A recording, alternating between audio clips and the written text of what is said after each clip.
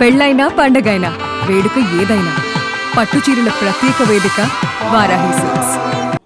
నమస్తే అమ్మా. ఈ నాగ సుశీల అన్నారు కదా, నాగార్జున అన్నారు, నాగేశ్వరరావు గారు అన్నారు. ఈ నాగ శబ్దం అంటే సుబ్రహ్మణ్య స్వామిది కదా, ఏమన్నా ప్రత్యేకత ఉందా ఈ పేర్లు పెట్టడం వెనకాల? నాకు ప్రత్యేకంగా తెలియదండి, యాక్చువల్గా తెలీదు. నాన్నగారు ఏమన్నారంటే మా పేర్లు పెట్టినప్పుడు ఆ టైంలో రిలీజ్ అయిన హీరోయిన్ల పేరు పెట్టారు అని చెప్పారు. సరోజ, సుశీల అని. నా పేరుకి నాగామట్టికి యాడ్ చేశారు. ఎందుకు యాడ్ చేశారో నాకు తెలియదు, ఎందుకంటే ఒట్టి నాగార్జునకి నాకే ఉంది, నాగ మిగతా వాళ్ళకి లేదు. ఆ తర్వాత చైతన్యకు ఉంది, నాగ చైతన్య. అది ఐ థింక్ అమ్మ పెట్టినట్టుంది. అది నేను ఎక్కడో చదివాను. ఇప్పుడు మామూలుగా నాగేశ్వరరావు గారు ఆయన 40 ఏళ్ళ, వాళ్ళ పున్నమ్మ గారికి 40 ఏళ్ల వయసులో లాస్ట్ నాగుల చవితి రోజు ఏదో పుట్టారు కాబట్టి సుబ్రహ్మణ్య స్వామి గుర్తుగా నాగేశ్వరరావు పెట్టారు అంటారు. సో అదే తర్వాత మీకు కూడా కంటిన్యూ ఉండొచ్చండి, ఎందుకంటే మా పెద్దనాన్నగారు పిల్లలందరికి కూడా నాగమ్మని, ఫస్ట్ బాన్కి నాగమ్మనే ఉంది, అండ్ సత్యవతి, ఈ 2 పేర్లు మట్టుకు ఉంటాయి. ఎందుకంటే నాన్నగారికి ఒక చెల్లెలు ఉండేది, తన పేరు సత్యవతి. తను చిన్నప్పుడే చనిపోయినట్టు. సో అందరు పిల్లలు, మగ పిల్లలు అందరూ వాళ్ళకి పుట్టిన ఫస్ట్ సత్యవతి, అందుకే అక్క పేరు సత్యవతి. చాలా మందికి డౌట్, కొంతమంది తెలిసి ఉండొచ్చేమో కానీ నాగార్జున గారికి మీరు అక్క చెల్లె? అక్కేనండి, చెల్లిగా కనిపించే అక్క. అక్కే, కానీ నన్ను అన్నయ్యలాగా చూసుకుంటాడు సార్. అదే మామూలుగా చాలా మంది అనుకుంటున్నాం కదా, నాగార్జున గారు ఆయన చాలా హెల్త్ కాన్షియస్గా ఉంటారు, బాగా డిసిప్లిన్గా ఉంటారు, అన్నీ మెయింటైన్ చేస్తారు. ఆయన వయసు కంటే చాలా తక్కువ కనిపిస్తారు, యంగ్గా కనిపిస్తారు, ఆయన చాలా కాంప్లిమెంట్స్ పొందుతుంటారు ఆయన నాగార్జున గారు. కానీ ఆయనకి మీరు అక్కని మీరు చెప్తుంటే ఇప్పుడు చాలామంది ఆశ్చర్యపోతారు. ఆయనకి చెల్లెలాగా కనిపించడానికి మీరు ఏం చేస్తున్నారు? అవి ఐ థింక్ నాన్నగారు ఇన్ఫ్లుయెన్సేనండి నా మీద. ఎందుకంటే డిసిప్లిన్, మనం ఏం తింటున్నామో అది మట్టుకి ఆలోచించి డిసిప్లిన్గా తింటాను. అండ్ మెయిన్ థింగ్ ఇస్, ఏదో కష్టాలు వచ్చినా ఆ కొద్దిసేపు తర్వాత అవి హార్ట్కి తీసుకొని కుమిలిపోయి అలాంటివన్నీ మేము ఎవరం చెయ్యము యాక్చువల్లీ. సో మేము హ్యాపీగానే కొన్ని రోజులు ఉంటాయి, తర్వాత బాగానే ఉంటాం. అందుకని అదొకటి అనుకుంటా నేను. I don't take everything to heart. నాన్నగారి నుంచి నేర్చుకున్నారు మీరు? అవునండి, ఎందుకంటే ఎన్ని రోజులు ఎన్ని ఎదుర్కొన్న ఆయన నైట్ అట్లా పడుకుంటారు, ఆయన పడుకోగలరు. అలా మేము మరీ ఆయనలాగా మేము ఉండలేము అనుకోండి, but at least 70%. Mental health, physical health అంటుంటారు. మామూలుగా మానసికంగా ఏదైనా వచ్చినా కానీ వాటిని ఓవర్కమ్ చేసి చాలా పాజిటివ్గా తీసుకొని క్విక్గా అక్కడి నుంచి బయటకు వచ్చేసి రావటం అనేది, ప్రోయాక్టివ్గా ఉండటం అనేది. సో నాన్నగారు కూడా మంచం ఎక్కన విత్ 1 minute నిద్రలోకి వెళ్ళిపోతారట కదా? అవును, అది నిజమేనండి. 1 minute గురక స్టార్ట్ అవుతుంది. Sound sleep. మీకు అలవాటు వచ్చిందా? మీరు ఎలా నాన్నగారి నుంచి నిద్రపోవటం? నో, అలా లేదు, ఆ అదృష్టం లేదు నాకు. అదే కొంచెం టైం పడుతుంది. సో నాగార్జున గారికి మీరు అక్కయ్యే? కానీ ఆయన మిమ్మల్ని చెల్లెలాగా చూసుకుంటారు. మీ ఇద్దరికి ఎంత తేడా మేడం? 3 years. అబ్బో. నేను 56 బాను, తను 59. 3 years తేడా. జనరల్గా మాట్లాడితే నాగేశ్వరరావు గారి గురించి తెలిసిన వాళ్ళకి, ఆయనకి ఇష్టమైన వ్యక్తులు కానీ అలాంటి వ్యక్తులు, ఆయన నచ్చిన వ్యక్తులకి ఆయన ఆల్మోస్ట్ గేట్ దాకా వచ్చి సాగనంపుతారు.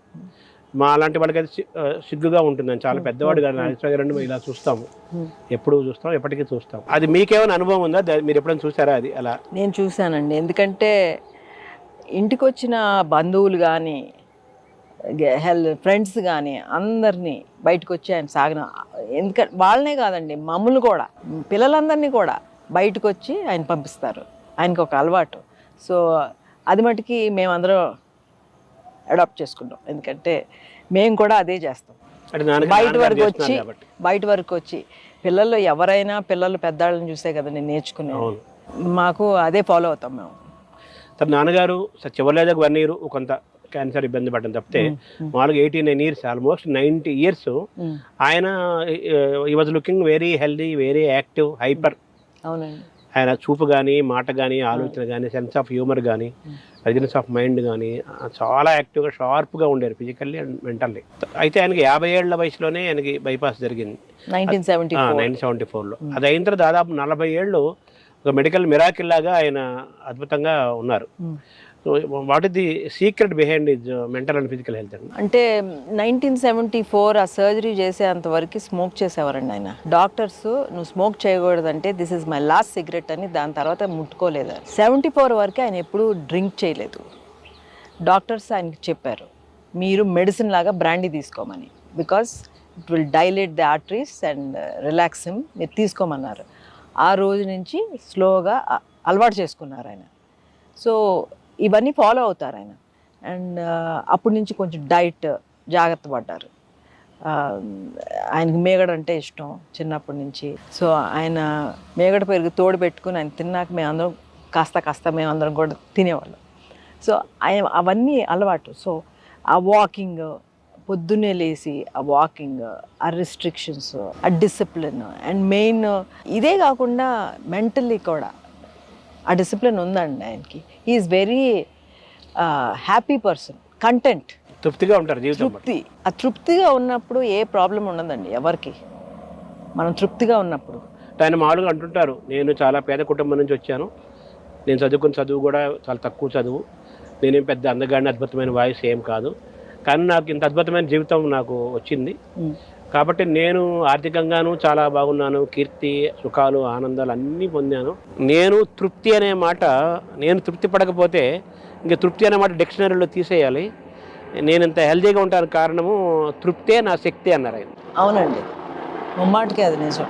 సో అది మీరు ఇన్వైట్ చేసుకున్నారా? మీరు కూడా మీ మీ వే ఆఫ్ లైఫ్లో తృప్తిగా ఉండటము, నాన్నగారిలాగా ఆనందంగా ఉండటము? డెఫినెట్లీ అండి. ఆ హ్యాపీనెస్ మట్టుకి మేము చేసుకున్నాం.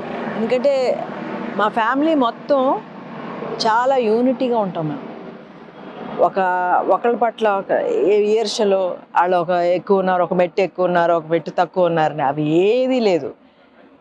అండ్ అట్ సేమ్ టైం మేము మా గురించే కాదు, ఇతరుల గురించి కూడా ఒక పెద్ద చిన్న భేదం మటుకి లేదండి. తర్వాత ఆయన కూడా చాలా డౌన్ టు ఎర్త్ గా ఉంటారు, very very down, sense of humour తో ఉంటారు. మీరు కూడా చాలా డౌన్ టు అందరిని చూసా కదా ఇందాక స్టూడియోలో కూడా, మీ ప్రిన్సెస్లో కూడా అందరినీ పేరు పేరున పలకరించడం, ఎలా ఉన్నావు అడగటం, వాళ్ళు పలకరించలేదు, వాళ్ళని మీరే పలకరిస్తున్నారు.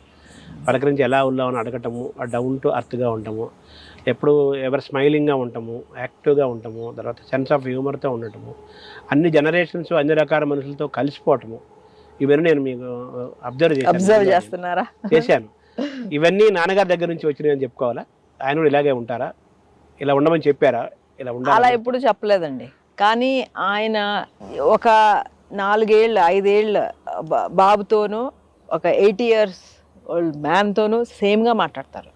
అంత బాగా మాట్లాడగలరు. That's he has that in him. అంటే అడాప్టబిలిటీ ఉంది ఆయన దగ్గర. ఉంది. ఈ వీళ్ళ చిన్న బాబు దగ్గర నుంచి కూడా ఆయన నేర్చుకుంటారు. 90 ఏళ్ళ వాడు కూడా నేర్చుకుంటారు కూడా 90 years నుంచి వాళ్ళ దగ్గర కూడా. ఎప్పుడు నాన్నగారి ద్వారా మీరు పొందిన గుణాలు కానీ, నాన్నగారి ద్వారా మీరు తెచ్చుకున్న ఆలోచనలు కానీ, మిమ్మల్ని నాన్నగారు ఏ ఏరియాలో ఎలా ఇన్ఫ్లుయెన్స్ చేశారని మీరు ఒకసారి సమీక్ష చేసుకుంటే మీకు ఏవేవి గుర్తుకొస్తాయి? మీరు ఏదైనా క్వాలిటీస్ని చేంజ్ చేసుకోవటం కానీ? అంటే ఈ ఆల్వేస్ హ్యాడ్ దట్ కృతజ్ఞత భావం ఆయనకి ఎప్పుడు ఉంటుందండి. అండ్ నాన్నగారు ఎప్పుడు ఆయనకి ఎవరైనా హెల్ప్ చేస్తే మాకు చెప్పారే కానీ ఆయన ఎవరికి చేసింది మట్టుకు మాకు చెప్పలేదు. That we learn. బికాజ్ ఎవరికైనా హెల్ప్ చేసినా సైలెంట్గా మనం చేయగలిగింది చేస్తాం, కానీ గొప్పలు చెప్పుకుంటాలు ఇవన్నీ ఆయనకి ఎప్పుడూ లేవు. మేమందరం అంతే. బట్ వీఆర్ ఎవర్, మాకు మట్టుకు ఎవరైనా చేస్తే మట్టుకి మర్చిపోకూడదు.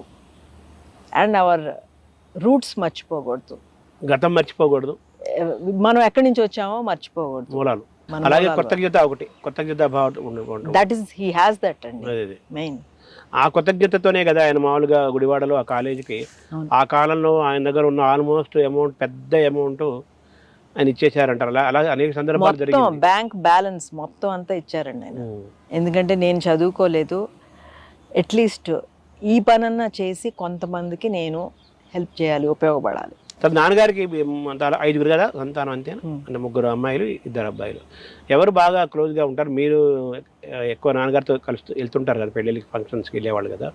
వెళ్తుంటాం, కానీ ఒక్కొక్కళ్ళు ఒక్కొక్క విధంగా క్లోజేనండి. మా అక్క ఉన్నంత వరకు తను క్లోజ్గానే ఉండేది. మేమందరం ఫ్యూ ఇయర్స్ ఇక్కడ లేము. అమెరికాలో ఉంటాం అని. సో ఒక్కొక్క స్టేజ్లో ఒక్కొక్కరితో క్లోజ్. నాతో ఇంట్లో ఏం కావాలన్నా నాతో చేయించుకుంటారు, ఏది కావాలన్నా. కానీ ఆయన హెల్త్ సీక్రెట్ ఎక్కడ దాగుంది మేడం మీరు అబ్జర్వ్ చేసిందంట? ఆయన ఫిజికల్గా కానీ, ఆయన హ్యాబిట్స్లో కానీ, ఆయన ఆలోచన విధానం కానీ, మెంటల్గా కానీ, మీరు ఆయన హెల్త్ అంత కమాండ్ సాధించారు కదా, హెల్తీగా ఉంటాం. మీకు చెప్పా కదండి, హీస్ కంటెంట్, తృప్తిగా కంటెంట్ విత్ హిమ్సెల్ఫ్. దాంతో అన్నీ హ్యాపీగానే ఉంటారండి ఆయన.